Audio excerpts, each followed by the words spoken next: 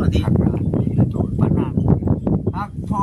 ขึ้นประมาณแต่ก็บ่แซ่บบ่ประมาณก็เข้าบาลาบ่พอประมาณพออ่านตาว่าเดือนนั้นต้องตายมันสิตายเมื่อคอเขาเนาะ นี่จะขอนี่ คอเขา ไปหาคอก็ของ่ายในของใครเนาะ ไปเป็นคนดู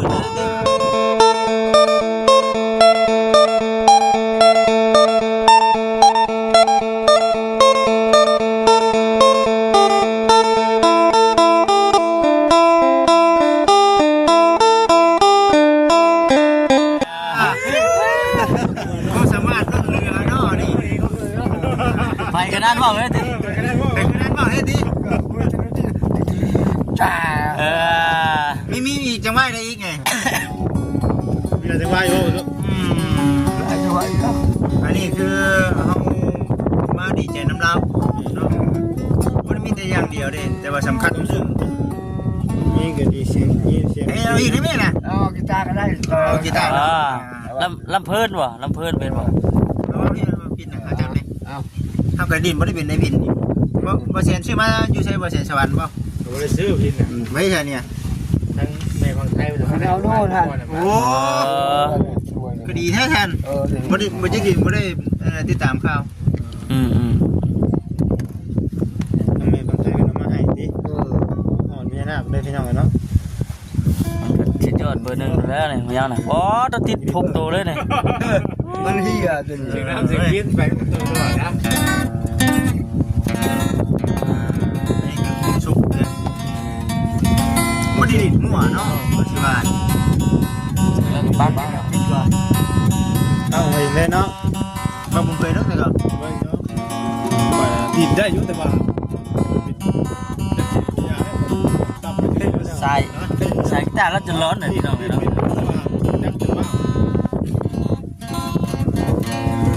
ห้องเพลงพวกนั้นตัวเด้อ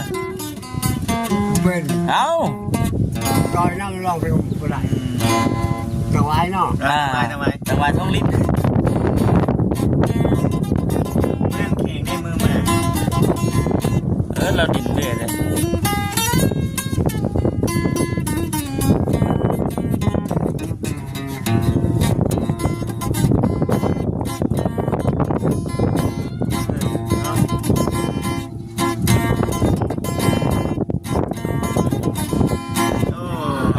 วันเอาไป เนาะ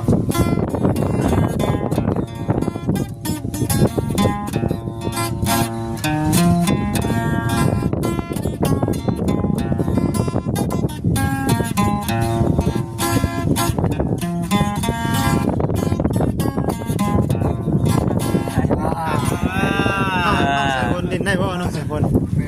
เป็นบ่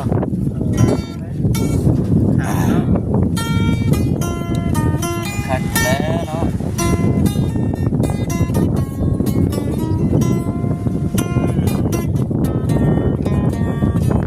พักแต่ล่มนี่แหละพี่น้อยเอ้าดิ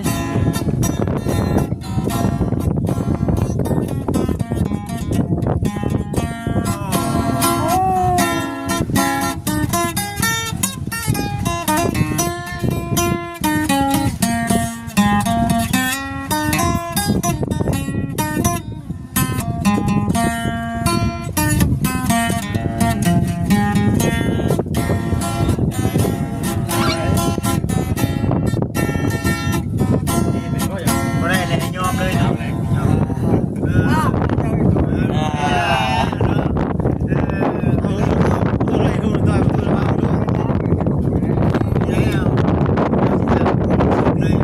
โอ้ดีใจพอ ดีใจบ่ตั้งแต่นั่นเองเลยมันบ่ โอ้ดีใจตายแล้ว สิ่งทุกอย่างเลยนี่ มาสอนกับใจหมดไปจะหูจะตากับบาเซนบางคนไปต้องเชื่อแน่นอนว่าเรื่องอะไรอย่างนี้ไม่เช่าผู้อยากให้รุนแรงแล้วก็หอนคุณหมอ อันนี้จักบ่รถแล่นบ่เสียได้อะไรจัก อย่างแรก เอาก่อนเฮาสิถามก่อนมื้อบ่เสียนสิพาไปหาหมู่ไปมาเบิ่งเรื่องการเพิ่นมาบอกก่อนแม่นบ่พูดได้ได้มื้อสิไปนะ พอ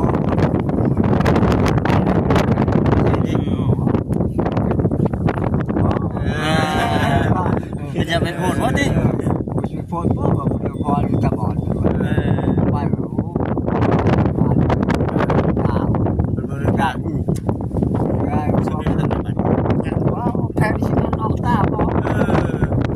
คุณชิได้ก็ชิอ๋อยังมาบ่ใช่ไหม จะเป็นงัดบ่ ตาพอจะยังอยู่ยังกันออกอ๋อได้โอ้100%เลยเป็นเดียวเลย บ่ได้เจ็บบ่ได้เจ็บ อ๋อบ่ได้เจ็บเลย เพิ่นชอบเพิ่นหยังเพิ่น เจ็บตัวบ่ทุก อ๋อเจ็บ เจ็บ โอ้ลอยขนาดถัดลอยขนาดเดี๋ยวนี้เข้า เดี๋ยวนี้เป็นเลยธนาสีเห็นเป็นปกติเลยสีเดี๋ยวนี้ บ่จิตน้องเสือสิหยัง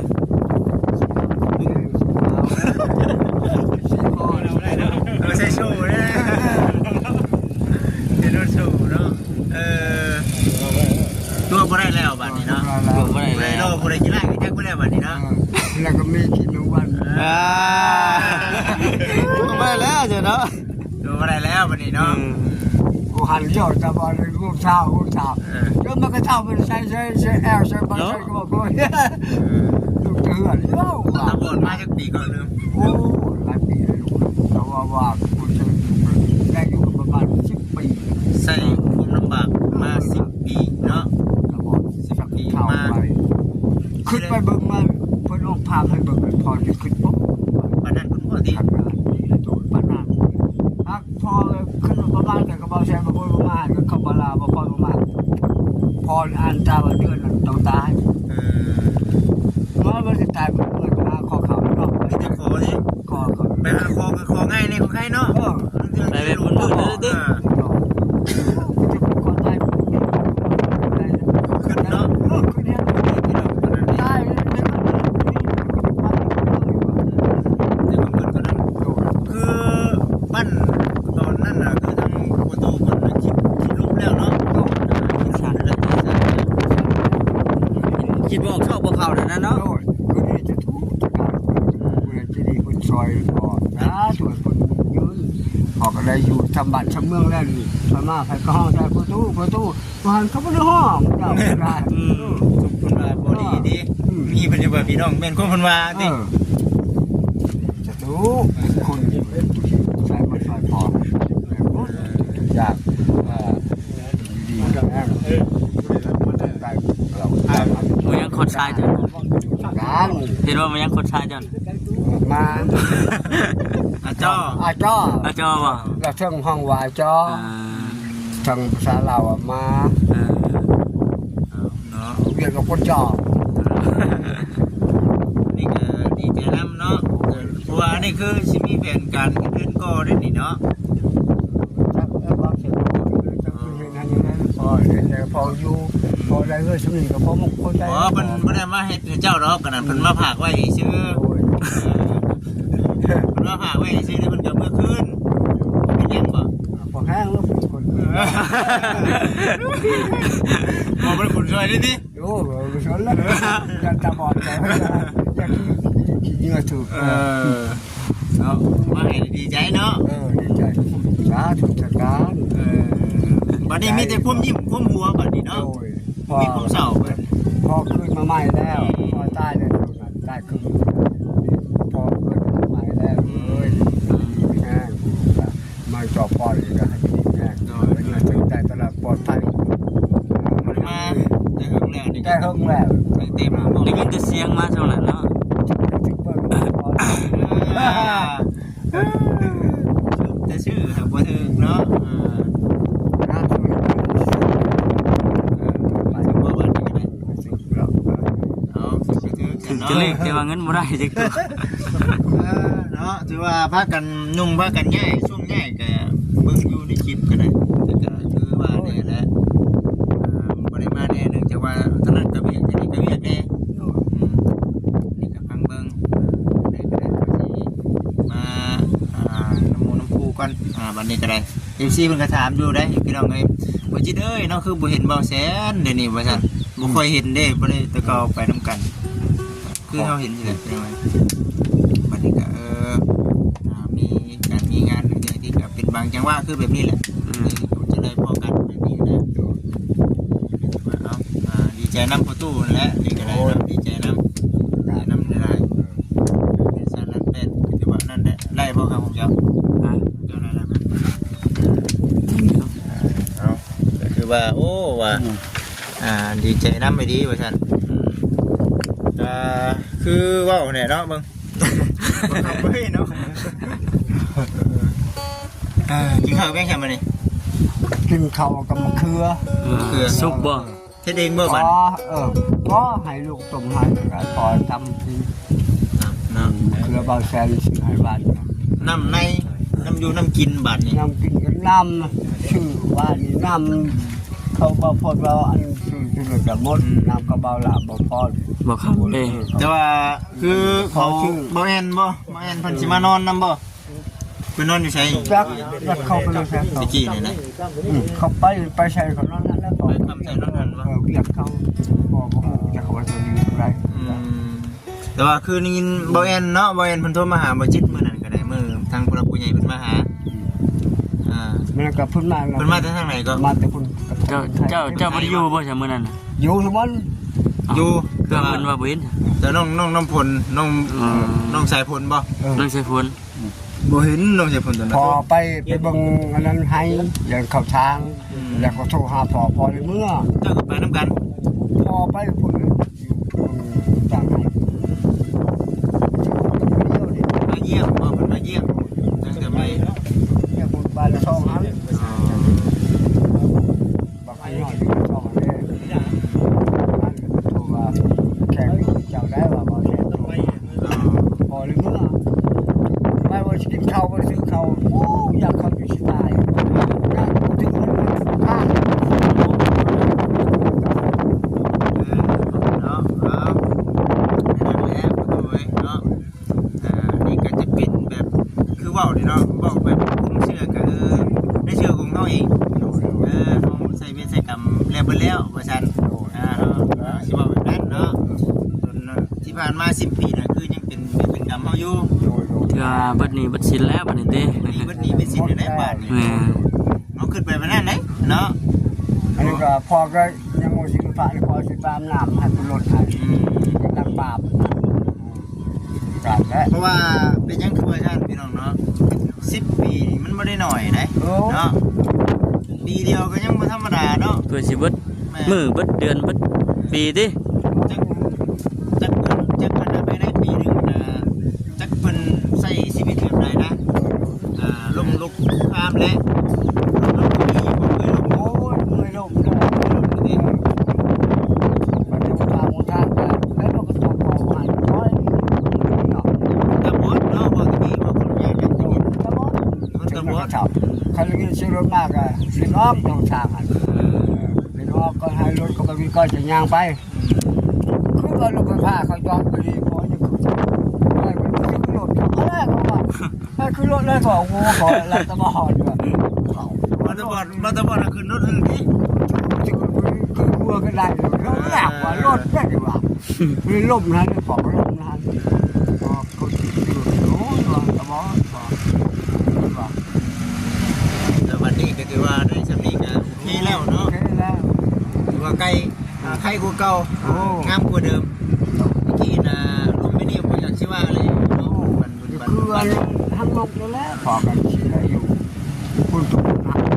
นอนนั้นแหละ ของน้ำของในก็มีเคยได้ยินเขาว่าบ่เคยใส่ของน้ำมันว่าใส่ของน้ำบ่เป็นหรือเปล่าจริง นั่นแหละ ๆบอกใช่ว่านั่งแจกหนูพอคน มันสิออกว่าดิ เพิ่นบอกพอมันจะไกลรถว่า ใส่บริการอยู่บ่ล่ะ ใช่แล้ว ใส่แล้วติ เคยไป พอฮู้แล้วว่าเด็ดนี่ โย เพราะว่ามันสำคัญมีของน้ำเดี๋ยวก็บ่ได้คือเก่ามันยากเดี๋ยวนี้นะเนาะปัจจุบันนี่บ่มีของน้ำข้างในน่ะบัดนี้ก็โอ้เนาะบนน้ำในก็ โดย ขังไว้ข้างในบนยมน้ำเนาะ โดย บาดแล้วอีกจังหน่อยก็คือว่า ดีเพิ่นเขาเลยโรงหนัง อีกจังหน่อยก็คือว่ามีอันนั่นบ่ไฟฟ้าสิเข้ามาอีก มี บ่ บ่มีข่าวอ่ะ ยังอยู่ อยากจองขอ ท่านฮู้อยู่ อยากสนิทกับพอใจแล้ว เข้าใจเนาะ ไอ้ ดอกเช้าก็ได้ได้ มันงาม เพราะว่าเราเป็นพอคนผ่าพอได้สมัยก็พอมุกพอใจแล้ว คิดว่าบ่มียังตบบุญคุณเพื่อนแต่เชื่อพอเชื่อแม่ก็ยังบ่เคยมีอยู่หมดบ้านหมดเมืองกินข้าวเบิ่งนาพอที่บ่ถูกเขาว่าบ่เห็นยังมันไปได้อยู่อ่ะเป็นกรรมตัวที่ซะ เป็นกรรมเนาะ จำมันจะมีแล้วจะกันเอ้ย อ่ะ เนี่ยมาสิได้นี่ก็เนาะเบิดเท่านั้นด้วยความดีของทางผู้รักผู้ใหญ่เพิ่นคันว่าได้สุดช่วยครอบครัวได้ก็เพิ่นก็เอาเต็มที่ดีนะ ช่วยพื้นที่ดิ เต็มที่ดีนะแต่ว่าในเรื่องคือเรื่องซ่านนี่คือเพิ่นย้ายเด้อพี่น้องเด้อเนาะย้ายมาเป็นสิตั้งเพิ่นเอิ้นไว้เนาะเอาซะเพิ่นเดี๋ยวคุยกับพ่อแสนเพิ่นก่อนเนาะเบิ่งนะโอ้ได้บ่ชื่อนะใช่ป่ะ เจ้าไอ้วัดมือผมไม่ดูดีได้โยเนาะเนี่ยมีครูที่ว่ะ มีครู หมอไอ้ชื่อดิ อย่างมีครูในสิเป็น สิทธิ์มุ้ยครูอ่ะ คือเมียได้เนาะบอกก่อนว่าจ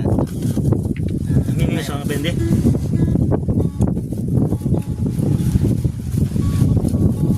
ได้ป่ะทางงามแล้วเนาะผู้ใหญ่เพิ่นก็เนาะตั้ง ใจเลยเนาะ อยากคิดให้เราได้ดีได้เนาะ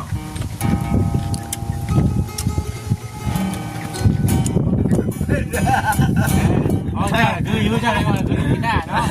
ใช่ไหมคือหน้าเป็นตัว เอาคนเนาะคนชีวาคนชีมาคนที่นี่เป็นเรื่องการนี่แหละเป็นในแบบว่า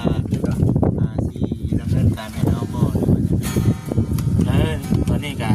สร้างเครื่องอุปกรณ์แล้วก็การขั้นตอนได้หมดเลย แต่ว่าเรื่องเสาเลยเรื่องเสา เสากับมันเนี้ยมันแรงจนเราเป็นกับว่า เสานี่ก็ได้ ตอนไหนได้เดี๋ยววันเพราะว่าสิเขาไปคุยแล้วนะว่าเดินถนน เสาเพิ่งกับสิ่งนี้เนาะ ไม่มันนี่ก็ซื้อไปเป็นสิ่งโบราณ มีเสา มีปูนมีไงมีทราย มีบล็อก14 ด้านเข้าสู่ง่ายๆคือ คือเพลงเพลงเนาะ เอาผมเคยอยู่ในบ้านนั่นแหละมันไกล ไก่เนาะมันไก่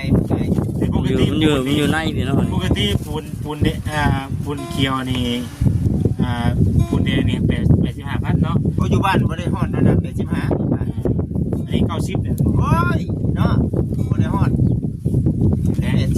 ประมาณนี้แหละ เอาแต่ว่าอยู่มันได้จะได้จะได้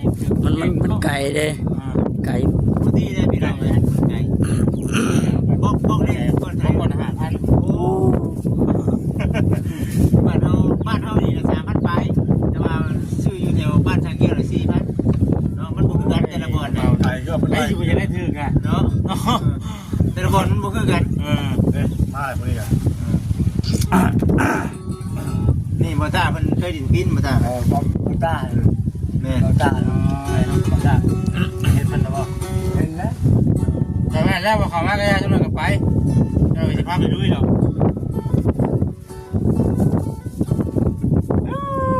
ม่วนดิ มาแล้วเรื่อยๆสร้างใจไปเรื่อยๆอะไรไปแล้ว ไปพี่น้องพี่น้อง